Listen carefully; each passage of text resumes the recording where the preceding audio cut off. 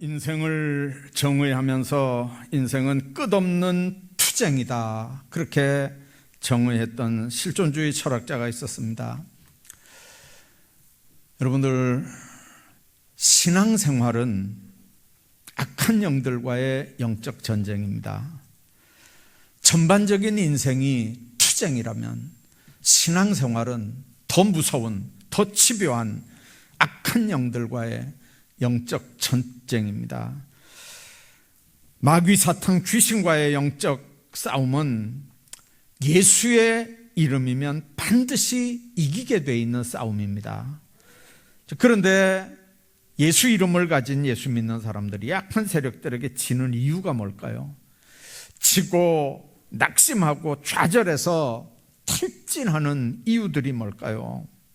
여러 가지 원인들을 찾을 수 있습니다만, 그러나 그것보다 더 중요한 건 실패와 좌절과 영적 침체에서 빨리 털고 일어나는 일입니다.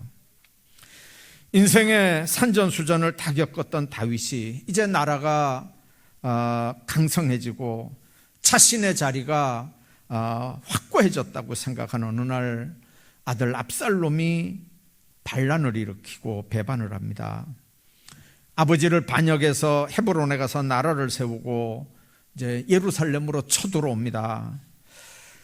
아버지의 생명을 찾는 압살롬 앞에서 다윗은 살겠다고 아들의 군대를 피해서 피난길에 오릅니다. 얼마나 비참했겠습니까? 그런데 다윗은 그 피난 생활을 하면서 인생의 바닥에서 좌절하고 낙심하고 그냥 죽음만 기다렸던 게 아닙니다.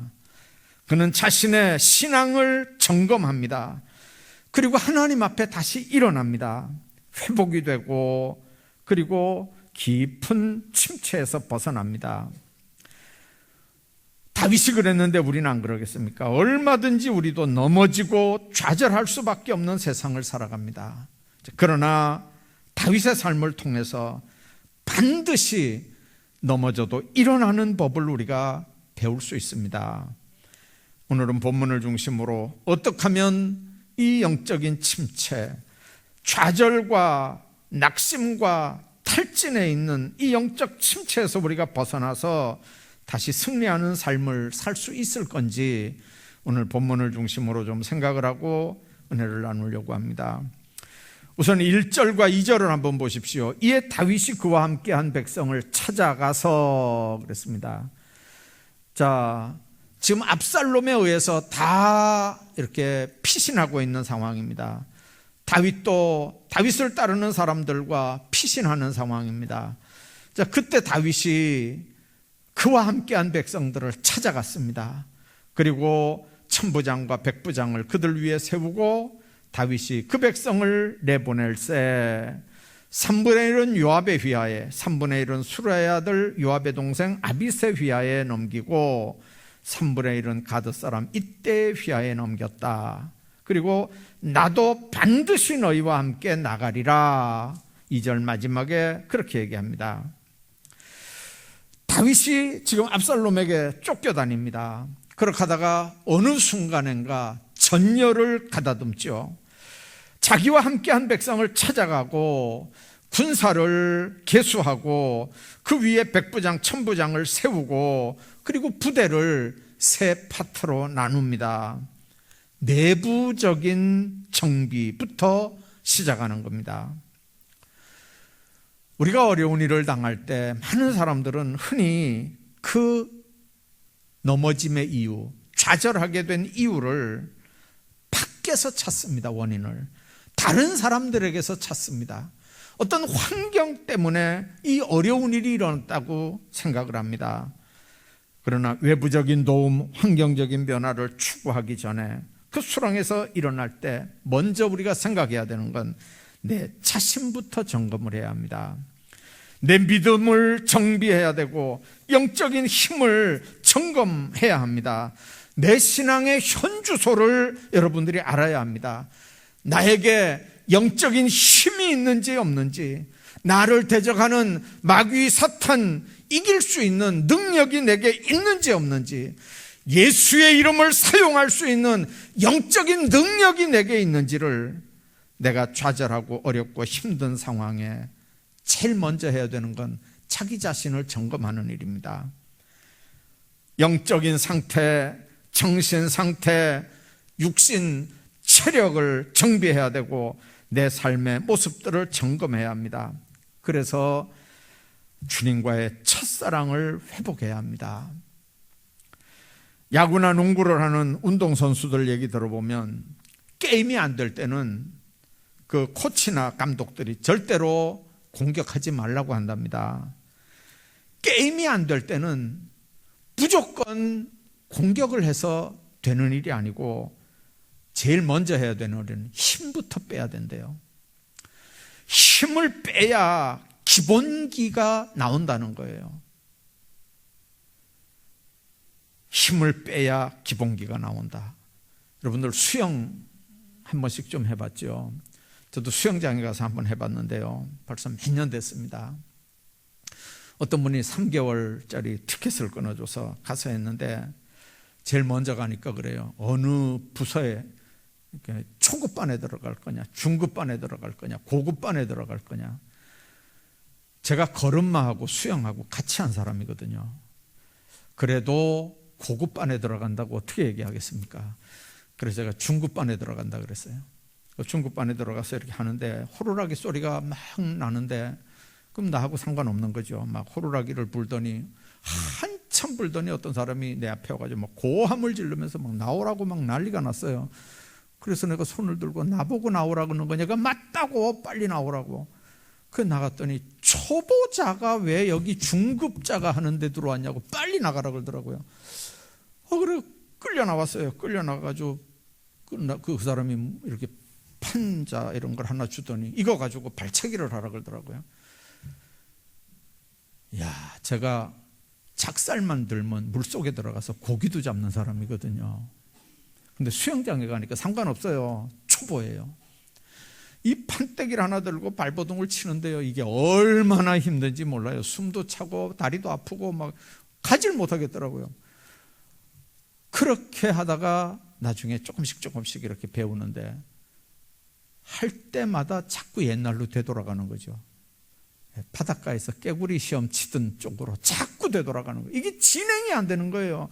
조금만 숨이 차면 옛날로 다시 돌아오고, 그래서 더 힘을 쓰면 더 물에 깔아앉고, 이게 안 되더라고요. 그때 그분이 하는 얘기가 안 잊혀져요. 힘을 빼요. 힘을 빼라니까요. 근데 힘을 빼면 나는 물속에 들어가는데요. 근데 그게 안 되더라고요. 근데 나중에 제가 3개월 끝날 때쯤 돼서 이렇게 보니까 힘을 빼야 물에 뜨고 물에 떠야 수영이 되는 거예요. 힘을 안 빼고 내가 할 수 있다고 아무리 발버둥 쳐도요, 이게 안 되는 거예요. 나가지도 않고 뜨지도 않고 동작도 안 나오고. 모든 운동이 다 그렇거든요. 신앙생활은 안 그럴까요? 인생은 안 그럴까요? 우리는 남들보다 뒤졌기 때문에, 남들보다 낙오됐기 때문에 더 공격적인 인생을 살아야 된다고 합니다.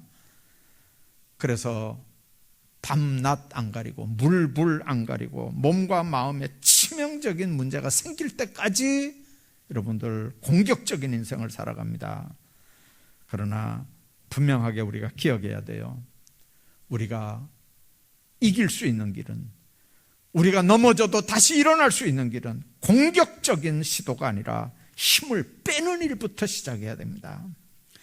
하나님의 말씀에 비추어서 신앙 인격의 기본 자세를 점검하는 일이 인생에도 신앙생활에도 가장 기본적인 줄로 믿습니다. 인간관계에서 왜 인간관계가 원만하지 않은지 아세요?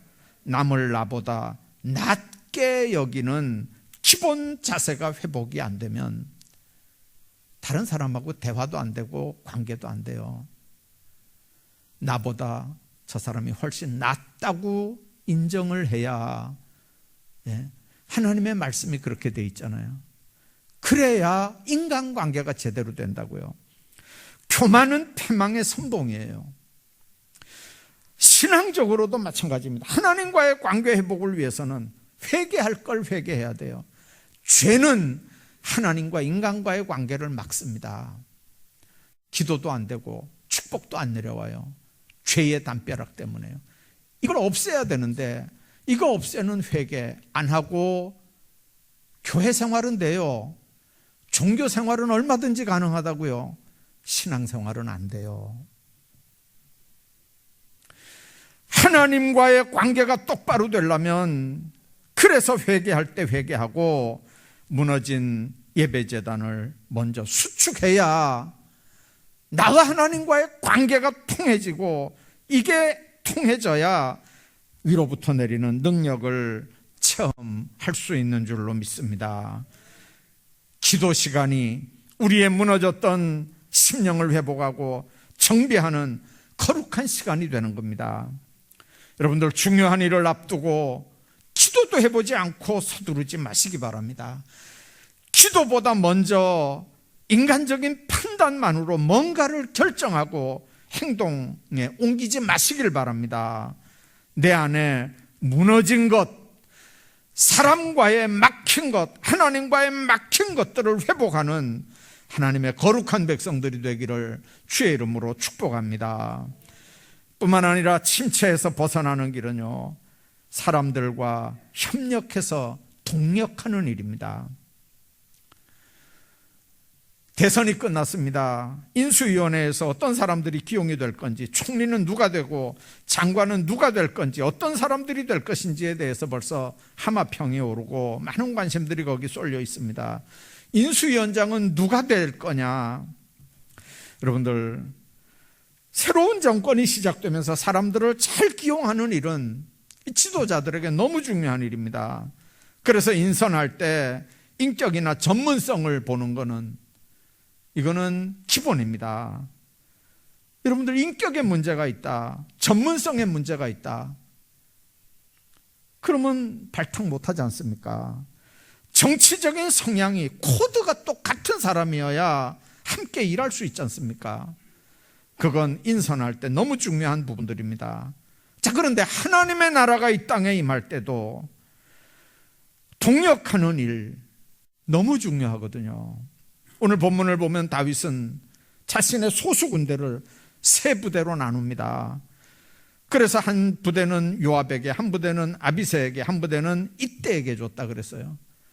자, 근데 그 세 번째 이때를 여러분들 뭐라고 소개합니까? 가드는 가드 사람 이때 이렇게 소개하거든요. 가드 사람 이때의 휘하에 3분의 1을 넘겼다. 가드는 골리앗이 가드 사람이잖아요. 블레셋 땅이에요. 블레셋의 5대 도시 중에 하나가 이 가드입니다. 그러면 다윗도 그랬고 이스라엘 민족들이 이 블레셋 때문에 얼마나 힘들고 고생을 했습니까? 그런데 그 가드 사람 이때에게 지금 아들 압살롬에게 쫓기는 그 위기 상황입니다. 작은 군대입니다. 그 군대의 3분의 1을 이때에게 지금 맡기는 거예요. 여러분, 이때에 대한 믿음이 얼마나 컸길래 전체 군대의 3분의 1을 이때에게 맡길 수 있을까요? 그럴 정도로 다윗은 인재 등용을 아주 귀하게 합니다. 우리에게는 친구 하나 해도요, 한계가 있어요. 선입견이 있어요. 저 사람은 어느 학교 출신이니까, 저 사람은 어느 지방 출신이니까, 이런 선입견들 때문에 작은 친구 하나 만드는데도 이렇게 우리가 경계를 하거든요. 근데 다윗은 지금 쫓기는 입장에서 전체 군대 3분의 1을 이때에게 맡기는 거예요. 블레셋 출신한테요. 블레셋이 더 무섭습니까? 지금 당장 자기 아들 압살롬이 더 무섭습니까? 그런데 우리가 생각해야 되는 게 있습니다. 하나님의 일을 했던 많은 사람들은요, 혼자 하지 않았습니다. 그런 한계들을 다 초월했고요, 작은 일은 혼자 할 수 있지만 큰 역사들은 동역자들과 함께 했던 걸 우리가 봅니다. 그래서 주의 일을 할 때 서로 동역하는 일을 동력하는 방법을 배워야 합니다. 세계적인 부흥사 D.L. 무디도 혼자 뛴 게 아닙니다. 찬양 인도자였던 생키가 늘 무디 옆에 있었고, 또 무디는 공부를 많이 한 사람이 아니기 때문에 대천덕 신부의 할아버지 되는 당시 석학이었던 알레이 토레이 박사를 늘 옆에 모시고 다니면서 설교가 끝날 때마다 그 토레이 박사에게 물었습니다. 오늘 신학적으로 내가 잘못된 건 없었냐? 오늘 문학적으로, 문법적으로 잘못한 말은 없느냐? 늘 설교 끝날 때마다 이렇게 점검을 받으면서 그렇게 무디는 사역을 했던 걸 우리가 압니다. 스펄전 목사도 혼자 뛴 게 아닙니다. 한 편의 설교를 만들기 위해서 7명의 설교 협력자들이 있었습니다. 그래서 서론을 어떻게 잡을 거며, 그 서론에 1대지, 2대지, 3대지는 어떻게 만들어 나갈 거며, 거기에 맞는 예화는 어떤 걸 써야 될 거며, 그렇게 7명이 스펄전 설교 하나 하는데 협력했던 걸 우리가 압니다. 뿐만 아니라 그가 심무했던 교회 지하실에는 300명의 기도용사들이 있어서 계속해서 번갈아 가면서 그 기도불을 끄지 않고 100명씩 3교대를 하며 기도불을 붙였다는 얘기를 우리가 압니다. 20세기 최고 복음 전도자라고 얘기하는 빌리그램도 아예 빌리그램 전도단이 있었던 걸 우리가 압니다. 거기서 월급 받고 일하는 사람들이 수백 명이었습니다. 빌리그램 전도 집회가 한번 한다고 하면 2, 3년 전부터 수백 명의 참모들이 가서 사전 조사를 하고 준비를 하고 시설을 하고, 그렇게 해서 결국은 부흥회를 합니다. 하나님의 일은, 교회 일은 혼자만 뛴다고 되는 일이 아닙니다. 같이 일하는 법을 배워야 합니다. 이제 그런 의미에서 교회의 모든 직분자들은 다 동역자들입니다. 교회는 유람선이 아니라 군함이 돼야 된다고 그럽니다. 유람선의 특징은 뭡니까? 선장과 중요한 선원 몇 사람만 있으면 나머지 사람들은 밑에 가서 다 잠을 자든지 뭐 카드 놀이를 하든지 뭘 해도 유람선은 항해를 계속할 수 있습니다. 저는 교회가 이렇게 될까 봐 걱정이 됩니다. 몇 명만 깨어 일하는 교회, 깨어있는 사람들에게는 일이 너무 많이 집중이 됩니다. 몇 군데서 정신없이 일을 해야 합니다. 주일이 되면 완전히 탈진을 합니다. 그런데 나머지 사람들은 팔짱 끼고 구경만 합니다. 유람선 같은 교회는 진정한 교회가 아닙니다. 교회는 군함 같은 그런 존재가 돼야 됩니다. 올해는 어떻게 될지 모르겠는데 해마다 이제 조금 더 있으면 그 진해 군항제 같은 그런 행사들이 있습니다. 저도 몇 년 전에 그 친구 목사가 진해에서 목회를 하기 때문에 한번 가본 적이 있습니다. 가자마자 이렇게 자기가 스케줄 다 예약을 해놓고 그래서 한번 그 군함을 탄 적이 있습니다. 항구에 이렇게 묶여 있는 군함입니다. 안에 들어가 보니까 얼마나 복잡한지요. 칸막이들이 얼마나 많은지요. 사람들도 얼마나 많은지 모릅니다. 자, 그런데 설명을 들어보니까요, 각자 역할이 다 있더라고요. 거기는 할 일 없는 사람은 하나도 없습니다. 그렇지 않으면 군함에 탈 자격이 없잖아요. 전원이 전투요원들입니다. 싸움에 필요한 사람만 그 배에 타는 겁니다. 교회도 마찬가지입니다. 역할은 다 다를 수 있습니다. 그러나 우리가 영적 싸움을 벌일 때 한 사람도 방관하는 자가 나와서는 안 됩니다. 자기 역할을 잘 감당하는 교회가 되어야 됩니다. 부흥하는 교회들은 전 교인이 각자 역할에 맞추어서 뛰는 일꾼들을 만들어내고 분담을 해서 맡은 분야에서 최선을 다하게 하는, 그렇게 충성하는 교회들이 부흥을 합니다. 하나님의 거룩한 교회는 몇 사람의 스타 프레이에 의해서 움직여지는 교회가 아닙니다. 모든 성도가 다 뛰는 교회입니다. 그런 교회가 될 때 악한 마귀가 두려워서 떠는 믿음의 교회가 될 줄로 믿습니다. 여러분들 개인적으로 지금 영적 수렁에 빠져 있습니까? 영적인 침체에 빠져 있습니까? 세상에서 나 혼자밖에 없다는 엄청난 고독감에 빠져 있습니까? 심지어는 이 교회에서는 나하고 통하는 사람 없어, 나하고 친구해 주는 사람도 없고 나는 혼자요, 그렇게 생각하는 사람 있습니까? 네, 유심히 한번 주변을 둘러보십시오. 분명히 동역자들이 있습니다. 같이 일할 사람이 있습니다. 나를 도와줄 사람이 있고 내 도움을 필요로 하는 사람들이 있습니다. 하나님께서는 결코 우리를 홀로 놔두지 않습니다. 먼저 손을 내미시기를 바랍니다. 엘리야를 한번 보십시오. 낙심해서 나만 혼자 남았다고 했는데 하나님은 엘리야에게 뭐라고 그랬습니까? 바알에게 무릎 꿇지 않은 자 7,000명이 있다고 얘기를 합니다. 우리는 나밖에 없다 그러거든요. 나 혼자라고 얘기합니다. 그 말은 나는 지금 영적인 슬럼프에 빠져 있다는 얘기입니다. 나는 영적으로 로뎀나무 밑에 지금 엎드려 있다는 얘기입니다. 나는 지금 죽기만을 기다리는 영적 상태라는 얘기입니다.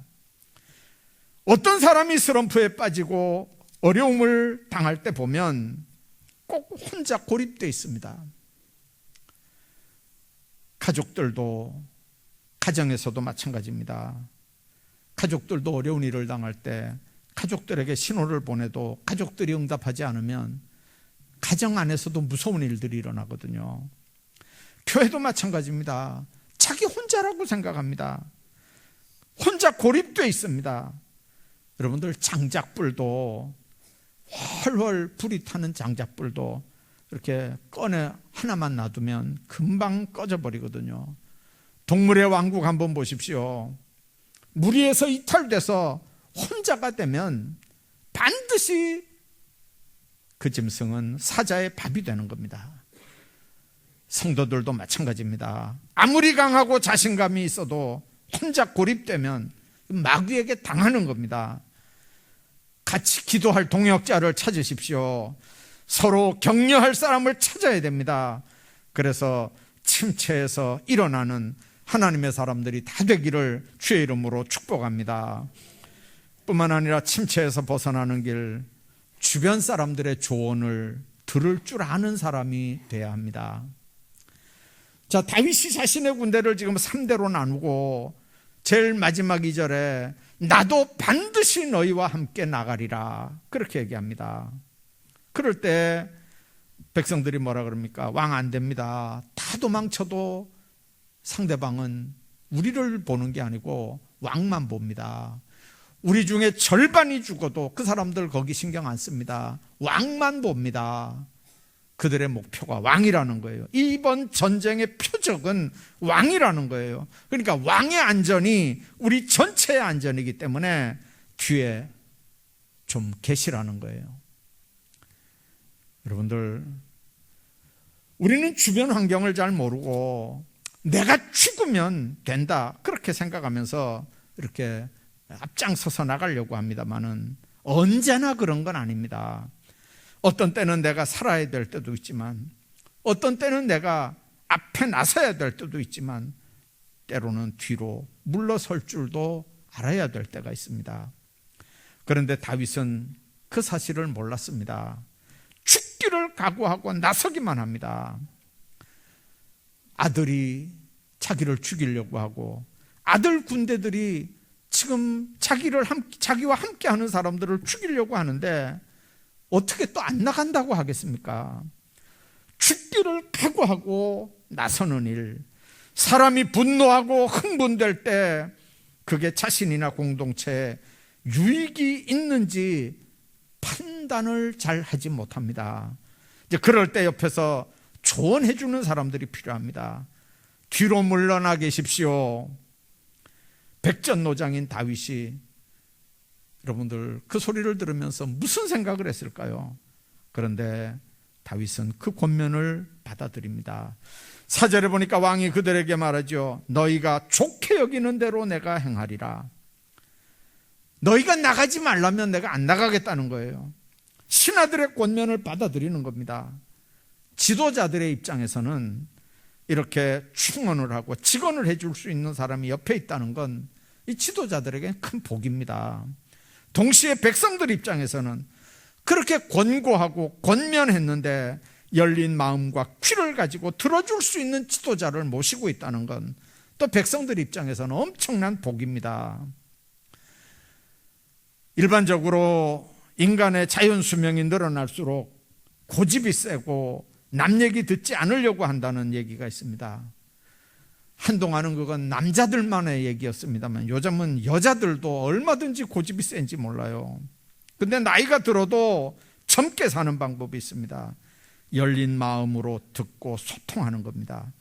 듣고 수긍하고 배우려고 하는 사람들은 정신적으로 절대 늙지도 않고 젊어지지도 않습니다. 부부관계 한번 여러분들 생각해 보십시오. 언제부턴가 아내가 내 말을 안 듣습니다. 남편이 내 말을 안 듣습니다. 고집을 부리고 자기 주장만 합니다. 그러면 그 부부관계가 어떻게 될까요? 부모 자식 간에도 마찬가지입니다. 자녀들이 부모 알기를 우습게 알고 부모가 하는 말은 무조건 잔소리로 알아듣고 그래서 교통이 안 됩니다. 부모들은 부모들대로 자기들 옛날에 어릴 때 보냈던 게 기준이고 그럴 때 배웠던 게 기준이고 그런 가치관 가지고 자녀들을 보니까 이 자녀들 하는 말이나 행동이나 모든 게 다 마음에 드는 게 별로 없습니다. 그러니까 기차 철도처럼 그냥 서로 직진입니다. 서로 직진. 그렇게 대화가 안 되는 거예요. 그러니까 소통이 안 되는 거예요. 한 가정에서도 부부 간에도 부모 자식 간에도 소통이 안 되는데 여러분들 공동체에서 어떻게 소통이 되겠습니까?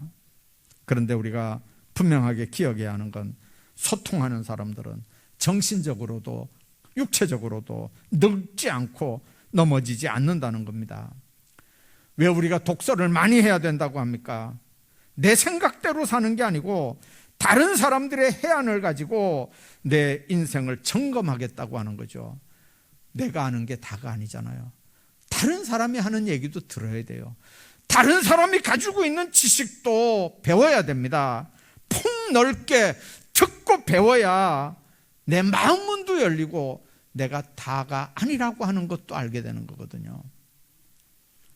우물안 개구리처럼 내가 가지고 있는 게 다다, 내 지식이 다다, 내 판단이 정확하다, 그렇게 하면 여러분들 그 사람하고 누가 사귀겠어요? 그 사람하고 누가 대화를 하겠어요?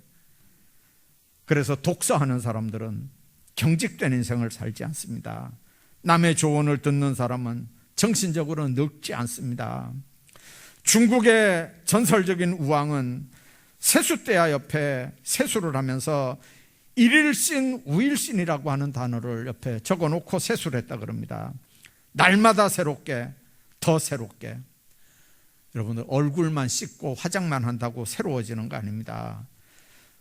마음이, 삶의 자세가, 가치관이 날마다 새롭게 돼야, 그래야 그 삶이 정말 하나님 앞에 복된 인생이 되고 삶이 되는 겁니다.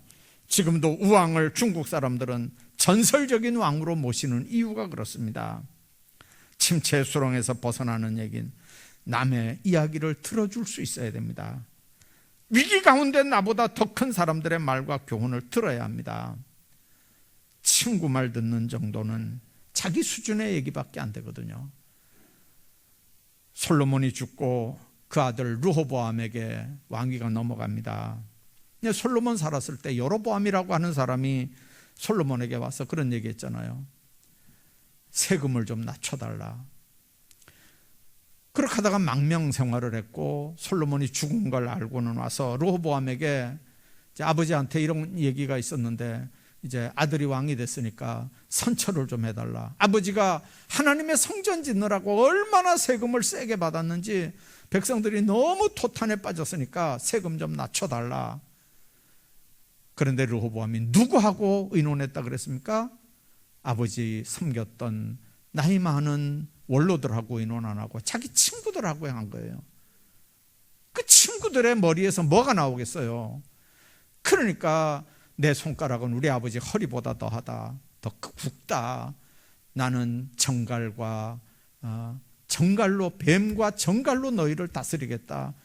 그렇게 하니까 여로보암이 이 다윗의 아들 속에 우리 기업이 뭐겠느냐 그러면서 나간 거잖아요. 그래서 남북 왕조가 갈리고 여로보암이 10지파를 다스렸어요. 르호보암은 밑에 2지파만 다스렸어요. 나라가 반쪽이 난 게 아니고 10분의 2로 이렇게 10등분하고 2등분하고 이렇게 해서 12지파가 그렇게 갈렸던 걸 우리가 압니다. 누구 말을 듣느냐? 믿음의 스승들을, 여러분들 멘토들이 있기를 바랍니다. 하나님의 말씀을 들을 때 영적인 지도자들의 말을 듣고 자기 선생님들 말을 들어야 합니다. 그 속에서 하나님의 음성이 들려질 수 있는 사람들을 멘토로 여러분들 정하시면 좋습니다. 그래야 그 안에 해답이 있습니다. 인생을 살다 보면 언제나 승승장구할 수 있는 건 아닙니다. 길을 가다 보면 언덕도 올라야 되고 계곡도 내려가야 합니다. 사랑하는 사람들에게, 믿었던 사람들에게 배신도 당할 때가 있습니다. 그러나 하나님의 백성들이 침체의 늪에서 너무 오래 머물러 있는 건 바람직한 일이 아닙니다. 문제는 그 침체 원인이 밖에 있는 게 아니라 언제나 내 안에 있다는 걸 알아야 합니다. 남들에게 있는 게 아니고 내 집안에, 남들에게 있는 게 아니고 내 집안에, 내 자녀들에게도 원인이 있다고 하는 걸 기억해야 합니다. 그래서 내 집안을, 내 안을 정비해야 합니다. 기도로 무장하시고 무너졌던 제단을 다시 회복하십시오. 아직도 혼자 일합니까?